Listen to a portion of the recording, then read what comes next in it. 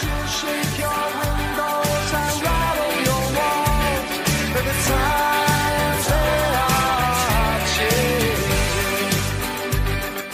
Yes, they're changing. Hey everybody, welcome back to another edition of MindShift Podcast. I'm your host, Dr. Clint Haycock.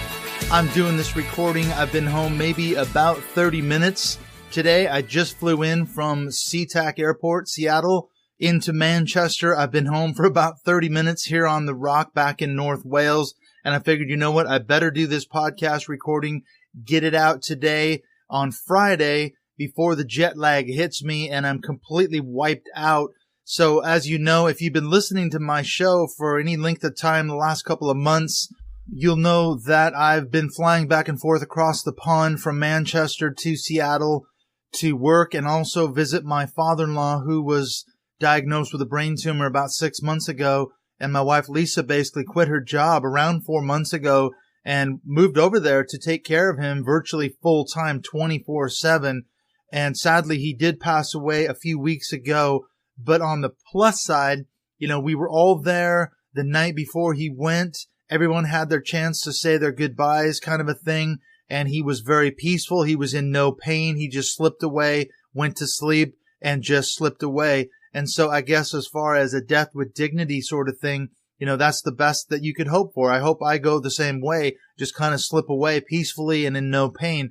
So thanks to Poppy Messick, unfortunately, who did pass away at only 72 years of age, but he was kind of like a father figure to me, so he will be hugely missed. And I know there are going to be thousands of people, it seems like, who want to come. I don't know how many people are going to come to his memorial service on the 18th of August in Seattle, but there's going to be a huge outpouring from the community because he touched so many lives on so many levels. He was just a kind and generous person who just helped everybody that he possibly could. And so from that point of view, he will be hugely missed and he leaves a massive hole. So goodbye to Poppy Messick. It was a fantastic pleasure to have known him all the years that I did, going back to when I was in high school playing soccer with my now brother-in-law, Lewis, and just having the chance to have a relationship with him and his wife. So he will be hugely missed, as I say. Definitely a life well lived. So this is what's been going on with me and my wife, Lisa. I've been shuttling back and forth at least, I don't know, this is my third trip, and I'm going back again in September. Now, one of the really cool things that's come out of all these trips back and forth, if you listened in, you know that we had a couple of Seattle area evangelical meetups.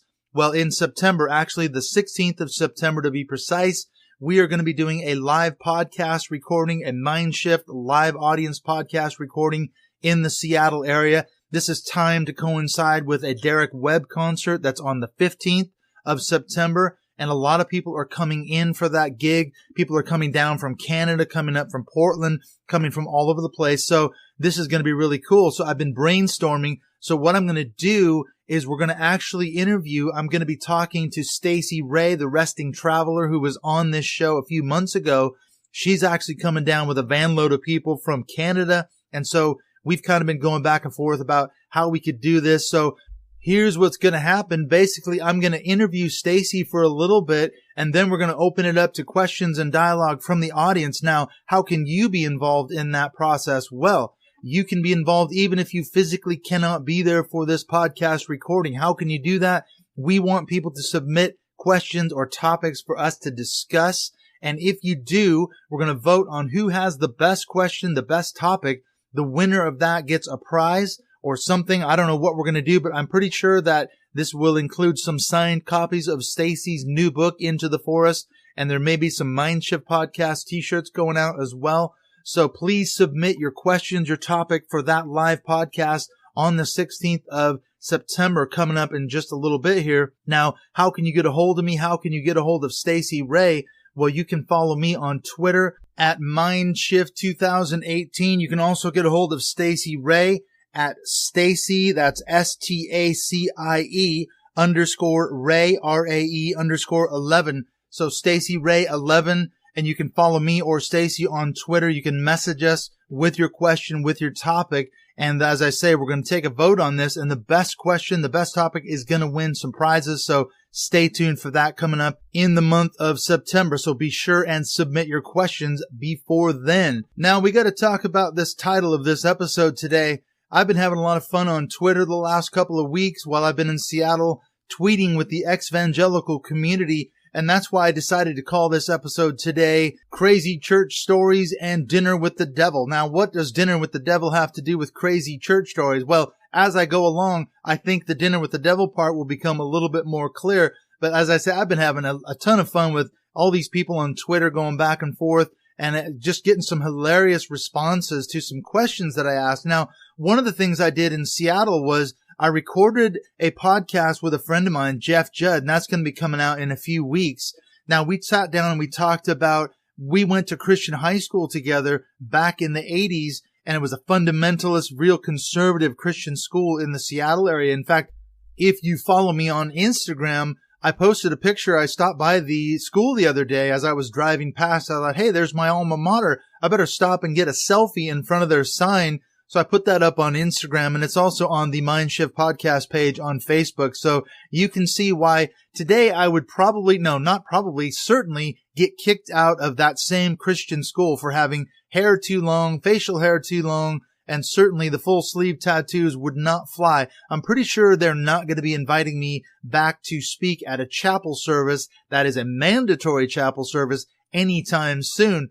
Now, one of the things that Jeff and I talked about was, as I say, all these crazy stories that came out of growing up evangelical. And that's why I've called that episode, You Can't Make This Shit Up, Growing Up Evangelical. You really can't. Truth is stranger than fiction. It's unbelievable, the insane, the crazy stories that come out of life in, evangelical churches and this fundamentalist Christian school. And we tell some just nutty stories. And in fact, one of the guys I was supposed to be meeting up with, Bob Grayman, he was also at that same Christian school at the same time that Jeff and I were. He was in Seattle while I was there, but unfortunately we didn't connect up. So I'm hoping to chase him up. He actually lives down in California. So I want to try to get Bob on this podcast as well, because Jeff talks a lot about him and Bob were real close friends, and all these stories about growing up evangelical. It really made me think, there's some crazy crap out there and some weird, bizarre stories. So I tweeted the other day, I asked the ex-evangelicals, I said,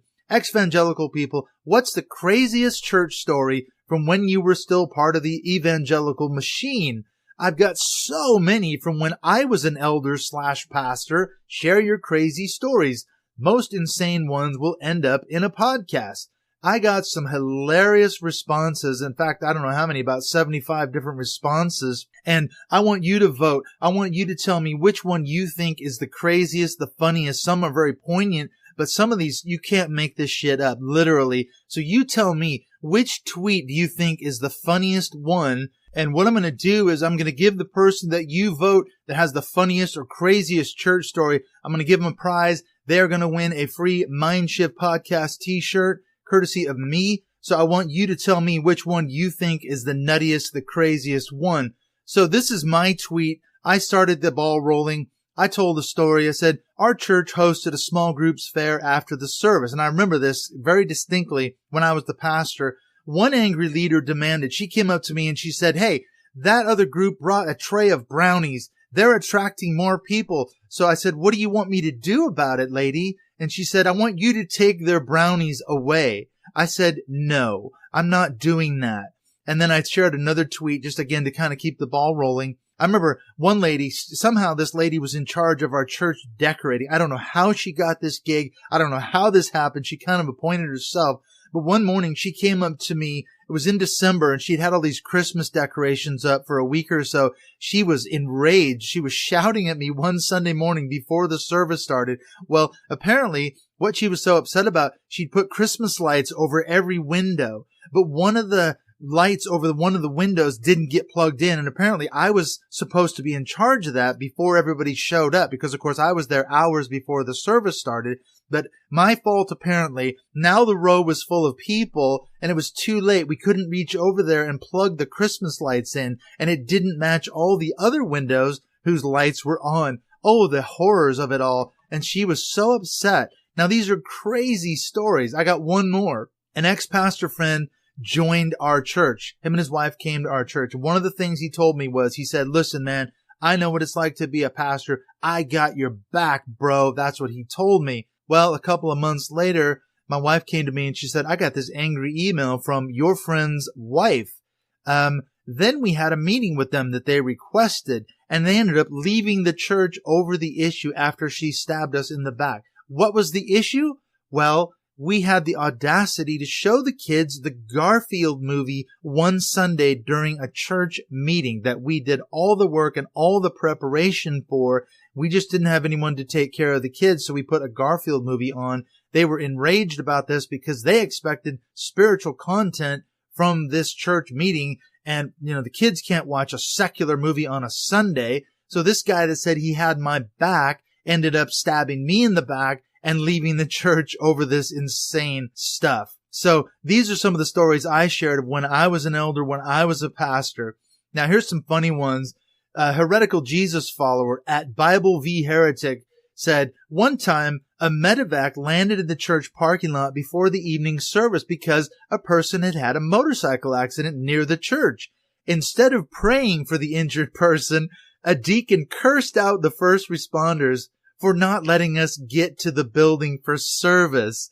This is what heretical Jesus follower said. And I said, oh dear, seriously? And this person said, that was basically my response as I watched the whole thing unfold, to which I responded, you literally cannot make this stuff up. You can't. It's bizarre beyond all imagination. And Lily Warrior, she said, I was told by the other single women in the congregation that I was a Jezebel. Why? Because single men were dating me and not them. I think they meant I was a witch of some kind. They tried to report me to the pastor because I was dating someone they wanted to date. It didn't work. To which I replied, that Jezebel spirit charge fits almost any woman, regardless of the context, person, or situation. And it's funny because I've been going back and forth with Lily Warrior, and every time she says something funny, she's quite a strong, independent woman. I say, well, here comes that Jezebel spirit again, so watch out. And at Queen of Egypt 79 said, I had the same experience responding to Lily Warrior. Married women saw me as a threat and singles were insanely jealous. I couldn't trust the single women. For a long time, I didn't fully trust any single woman. And here's another one from Johanna K. at Haunting Letters. She says, a visiting speaker said that graffiti and porn shops in town existed because we had allowed them to happen and hadn't done enough spiritual warfare. To which I responded, well, obviously, I saw a story on a news documentary show about some nutty pastor down in Florida who regularly walks the red light district at night, praying in tongues that God would close down the strip clubs and adult bookstores. It's crazy. And here's Ahab at Ahab of Gilead. He said, I heard a preacher claim that he and his followers brought down crime in his city by engaging in such spiritual mapping. Another time, I met an apostolic man who claimed that God held off the rain every time he and his friend performed spiritual mapping. Ugh. To which I responded, pray over your city. The police will thank you for it. And Ahab responded, it annoyed me when people like that took credit for alleged drops in crime rates. Police, criminal justice professionals, and community groups should have gotten the credit, but don't tell the prayer warriors that. Now, this is another one. Heretical Jesus follower said, I was the first woman who was acknowledged as the VBS coordinator. Women had been running it for years, but their husbands were the official coordinators because women aren't allowed to lead, of course. To which I responded, well, according to John Piper, nor should they be allowed to teach men in seminary either. Now here's a funny one from Robbie J. at Robbie Klinger. She said, once had a minister's wife staple the slit on the back of my skirt shut when I was a teen. Yes, really. To which I responded, seriously? And she said, yep, serious as a heart attack. Another time in the middle of service, a church mother sitting in the pew behind me pulled my skirt down to cover my knees after it had ridden up a little. This congregation treated each other's kids like their own, which is how they got away with it. And to which I responded, showing a little too much knee, were we? Might tempt a man to sin and lead him astray, and if he did, it'd be your fault. To which Robbie J. said, oh, don't even get me started on purity culture, and how as a youth I was forced to sign a True Love Waits pledge card. And here's Lady G at Lady G 63. She said, came into church one morning and decided to sit under the balcony in a pew. Apparently that seat belonged to someone elderly who showed up and proceeded to push me over and wedge himself between me and the end of the pew. Felt so welcomed. And here's Christian Janeway at Christian Janeway. She says, my second week at a new church and 8 months pregnant with 2 other kids under 5, the kids ministry receptionist said we needed to get our act together and get there on time. To which I responded, because that's really what's important. And it makes God happy too. Punctuality at church on Sunday mornings. And here's Daniel Jackson at Aaron Jackson D.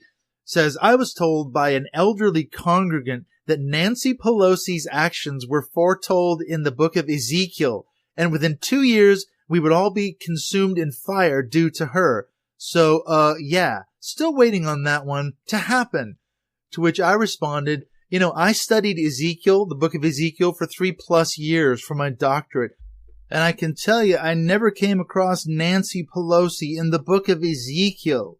And Daniel replied, apparently being the first female speaker of the House is a harbinger of the apocalypse. And I said, yeah, that's it. Maybe I wasn't looking hard enough for her. My bad. Now here's at sometimes PDX. Says, one attractive friend had 3 different guys in the church tell her that God had told them to marry her. I suspect this happens in nearly every church. To which I responded, oh yes, I've heard that from a formerly single friend in church too. Sometimes it might even work. After all, what better place than a church or a Bible college to meet prospective mates? Now here's Liz Clark at the Liz Clark. She says, our youth group grew rapidly while my husband and I were youth pastors years ago at a small conservative church. One of the new teens, with a very troubled home life, loved to sing and joined the choir, but was yelled at by the pastor's wife for wearing jeans to her first choir practice. And I said, way to welcome the new kid. And it was so important of an issue, too. Definitely a hill worth dying on. To which Liz Clark responded, right? She was in tears after being shamed in front of the whole choir. No one spoke up for her. We weren't there. Another teen committed the grave sin of attending church with black fingernail polish on his nails and was asked to leave. We stepped down shortly after that. And I responded, and not a minute too soon. And here comes at sometimes PDX again. Says, during pastoral pre-marriage meeting, the pastor mumbled something about me being a pimp. That same pastor a few years earlier gave a public word of knowledge that I was struggling with homosexual feelings. I was so foolish to remain in that church. And then he says he was forced to resign a few years later and is now a salesman. And I responded, I said, our former pastor who married us, that's me and Lisa, he's now a taxi driver, or at least he was when I last heard of him. The dude embezzled money from the church. He had an affair with his secretary, and once he pushed his wife down the stairs after an argument.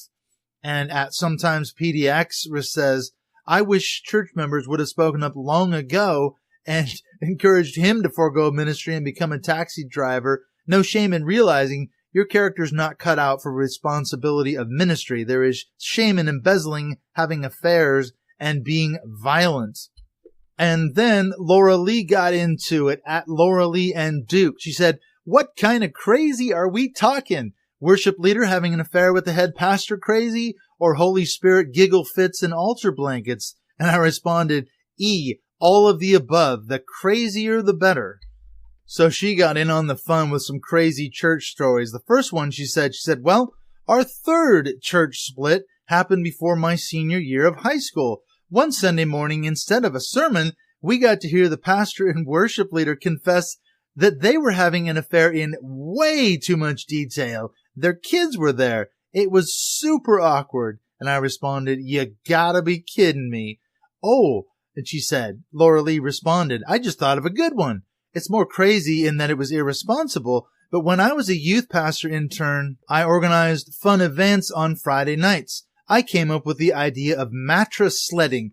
Well, just water enough was not enough to make the hill/mattress slippery enough, so some of the people that were there put some different chemicals on the mattresses to make them slide. It worked, and it was pretty fun. We had to drive out about a half hour from the church and had to bring the mattress back in the van on the way back. Well, the fumes got us all high. So it was me, the youth pastor, a youth leader, and a handful of teenagers high as a kite driving back to church. The youth pastor started honking at deer that were not there and singing, "I believe I can fly." I got amazed by a helmet, and one of the kids that was with us was silent and looking at his feet the entire time. We're pretty sure he had a bad trip. The rest of us were laughing our asses off. There was a women's gathering at the church when we got back that we definitely disrupted. And I said, mattress sledding, huh? I want to be a part of that. That sounds like fun, including the part about being as high as a kite coming home from the trip. Then I got a couple of tweets from Marie at Gradient Writer, and she was talking about a Bible club. And one of the things she said was in that same Bible club that she was a part of, this girl said in regards to masturbation, 5 seconds of pleasure isn't worth an eternity of hell, to which someone in the back replied, 5 seconds? And of course I said, damn, that was quick. 5 seconds, come on. Now here's a crazy one from Melissa at Hen Boots. She said, my dad, who is now a pastor, asked if I was dating at 14. I wasn't. He said, I'll take you to a doctor and have your hymen checked. And I said, oh, hell no. Come on, you gotta be kidding me. That's purity culture run amok. Insane. And Portinia at FafaGirl5 responded to that and said, I was told numerous times that I was causing men to sin because I was pretty so many times. To which I responded, how dare you be pretty? Wow. Unbelievable. Now here's one from Polyamorous Pollyanna at Halila. And here's her crazy church story. She says, Sunday after Sandy Hook, Sunday school full of gun devotees talking about how if anyone wanders onto their porch in the middle of the night, the last thing they'd hear is ch-ch. Went into the service and the preacher announced that it was Sanctity of Life Sunday. And of course I responded that evangelicals only care about the unborn fetus. After that, you're on your own for the most part. Now here's a crazy story from Portania at FafaGirl5. She said, the craziest story though is a 7-week crusade where we were intimidated into going to church every single night for 7 weeks. And every single sermon was about how we weren't good enough or pleasing God anyways. The guilt trip was huge. Now here's another crazy story from Marie at Gradient Writer. She said, once had a woman from church tell me that the devil has set times to marry witches since he can't be in different places at once. Didn't know that Satan was that organized. And of course, here's another nutty one from We Are the Spark at Jedi Slasher. It says, volunteered for building security. During our training, we were told that they expected us to take a bullet in order to protect the pastor. To which I responded, well, he was God's anointed and all.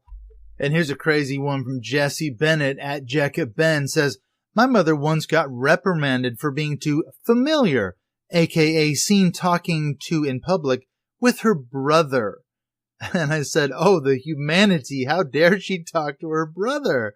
Here's a classic one from the Pot Stirrer podcast, which is at Pot Stirrer Cast. Said, I once shared with a friend that I was thinking about joining a Tai Chi class because my dad, a lifelong martial artist, recommended it to me. She said I shouldn't do that. She said martial arts is of the devil because it's intertwined with Eastern religions. And of course I responded, well, sure it is. Of course it is. I've heard that martial arts and accompanying meditation opens up your soul to demons. And it's true. Here's a classic one from Ashley Buell Schoenman at Ash Dunstan. She says, on a youth mission trip to a Navajo reservation, our leader told us that these people worshipped demons in their native religion. And that's why they were poor and alcoholics. Fucking racist, horrible shit, she said. Now here's a crazy story from at CPA in OH, Ohio.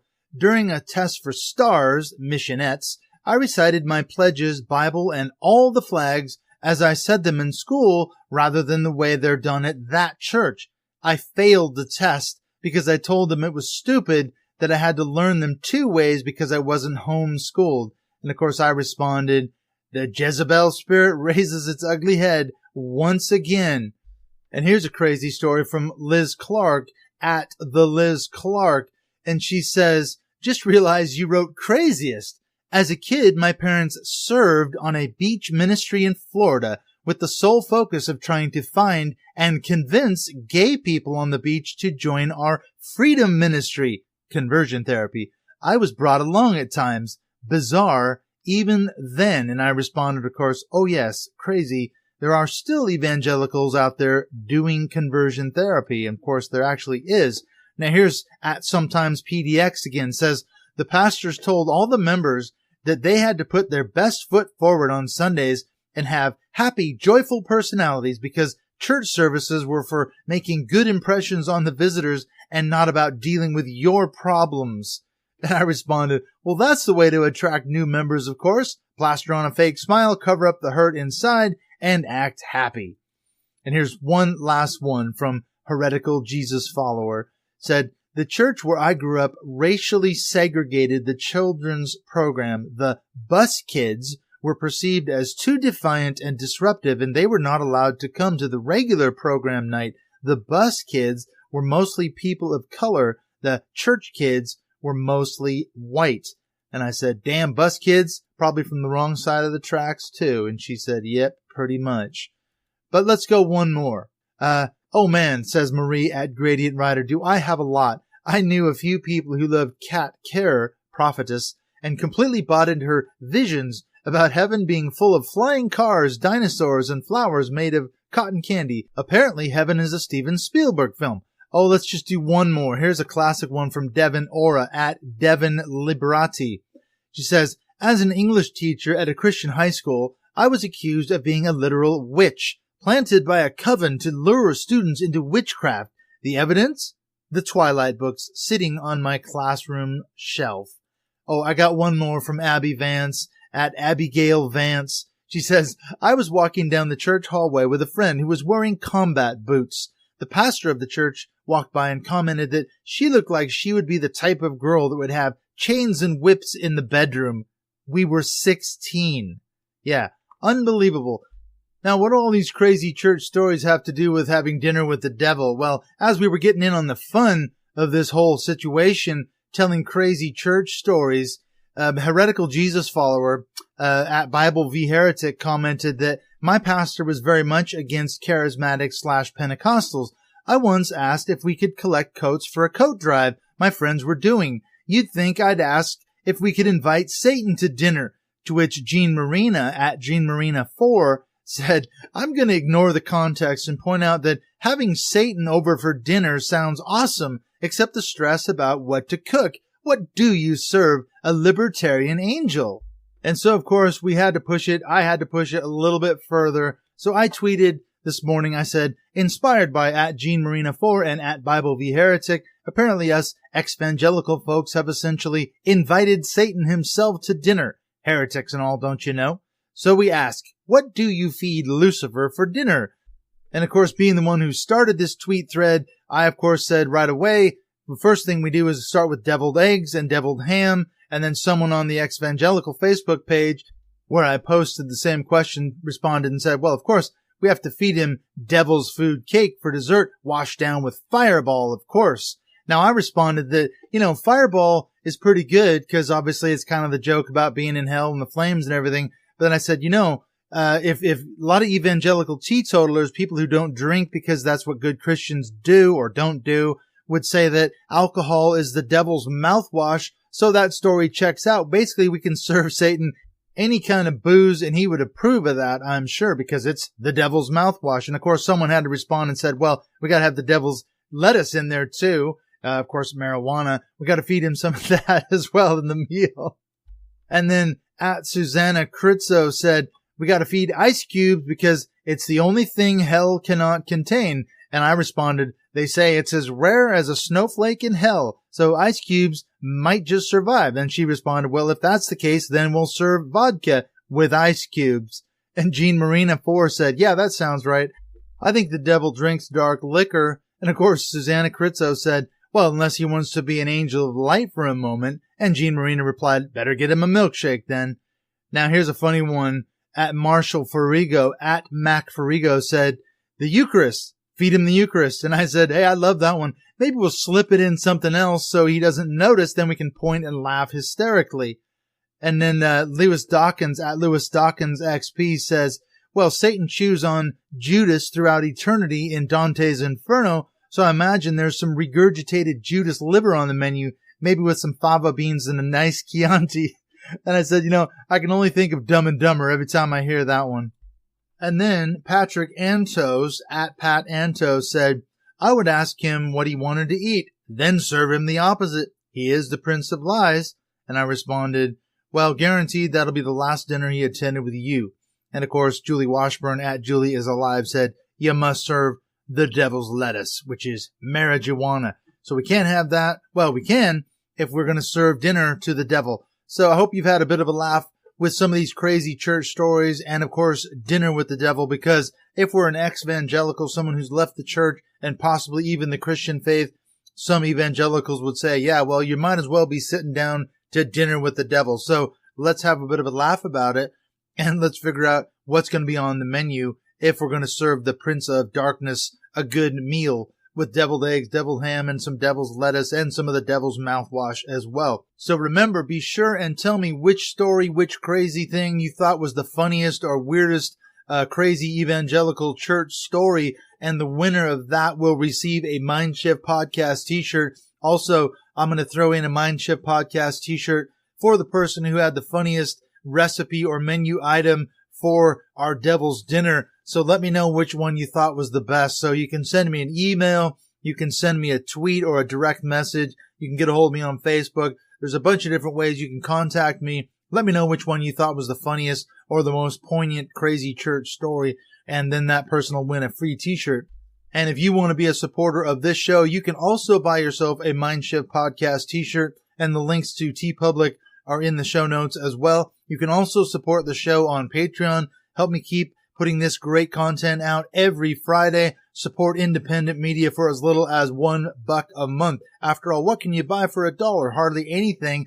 In fact, I'll tell you, you can buy one thing for $1, and that is a ribeye steak at the Dollar Tree. Believe it or not, the Dollar Tree is actually selling steaks for $1.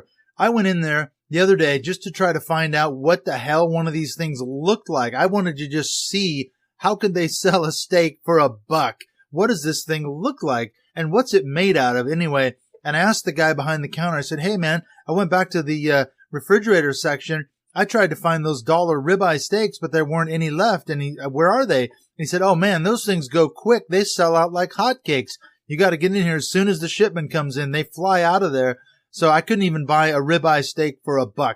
But you can support MindShift Podcast for as little as $1 a month. So forego that ribeye steak at the Dollar Tree and put that money to far better use by helping me pay for podcast expenses every month to bring you this show. And don't forget, too, that on the 16th of September, we're going to have that live podcast recording. If you can't make that, you can send me your questions, your topics for us to discuss. And the best question, the best topic will receive a prize, or maybe more than one prize. I'm not really sure yet, but me and Stacy are working on what we're going to put together. So send us your questions, send us your topics. If you can't make that show, we're going to be putting it out as a podcast recording, so you'll be able to hear the whole thing. We'll probably split it up in maybe 2 or 3 parts, depending on how long it is. So that's coming out sometime around the middle or end of September. So you don't want to miss that for sure. And just to let you know, before I let you go, what's coming up in terms of guests on the show. Well, next week, we're going to have Andrew Jasko. He's a friend of mine from Facebook. He's part of our post-evangelical writers group. He is going to be doing a workshop on sexuality and religion, and we're going to be talking about that. He comes out of evangelicalism. He studied, went to Bible college, went to seminary, and there's going to be a fascinating story in terms of religion, sexuality, and all kinds of stuff that Andrew does for his writing and his research in terms of this workshop coming up. So that is going to be a really good conversation. Also, I'm going to be talking to Chris Stroop, who is a Facebook and Twitter personality, more of a Twitter personality, I guess. This guy's amazing. He's a mod for the ex-evangelical Facebook group, and he's all over Twitter. He's got a large following. He is definitely an ex-evangelical. He's a writer. He writes a lot of articles for Playboy about evangelicalism in America, and he is really in tune with the ex-evangelical movement. And so a lot like Daniel Hobbs, kind of the discussion that I had with him a few weeks ago, me and Chris Stroop are going to be getting into some of those topics as well, trying to get our heads around what's going on in terms of evangelicalism in America for sure. and what kind of an impact it's had on so many people's lives and on so many levels too. And then also, don't forget, I've got my episodes with my friend Jeff Jed coming out as well in the month of August. Also, this is really cool. My sister Valerie is coming back to visit North Wales. And if you know anything about me, and if you listen to this podcast at all, you'll know that I'm a huge World War I guy. Her and I are going to be going down to France and Belgium. We're taking some battlefield tours. We're meeting up with a good friend of ours, Mike Cunha, who hosts the Battles of the First World War podcast, as well as the Battle of Verdun podcast, both of which I would highly recommend if you know anything about World War I or want to learn about it. Check out Mike's podcasts. We're going to be meeting Mike down in France. But one of the cool things about having Valerie here, if you listened last year, she and I did a podcast called Surviving a Fundamentalist Upbringing. And if you haven't heard that, you definitely need to listen in on that. You can find that on my website, preachersforum.com. You can also find that episode on Podbean too. So if you download the Podbean app to your phone or your tablet, you can catch every episode as it comes out each Friday. So all the archived episodes are on Podbean. You can catch that one with me and my sister Valerie. We're going to be doing a year later. What has changed in our lives? How have things changed for both her and me since we did our podcast last year? So I'm super excited to be bringing you that update with my sister Valerie Cunningham as well. So I hope you enjoyed these crazy church stories and had a laugh or two about our dinner with the devil. I hope that this has been entertaining for you. Please let me know which one you think is the best. And as I said before, the winner will receive a free MindShift podcast t-shirt courtesy of me. So I will catch you next Friday with Andrew Jasko. And then stay tuned for some great content coming your way in the next few weeks and months right here on MindShift Podcast.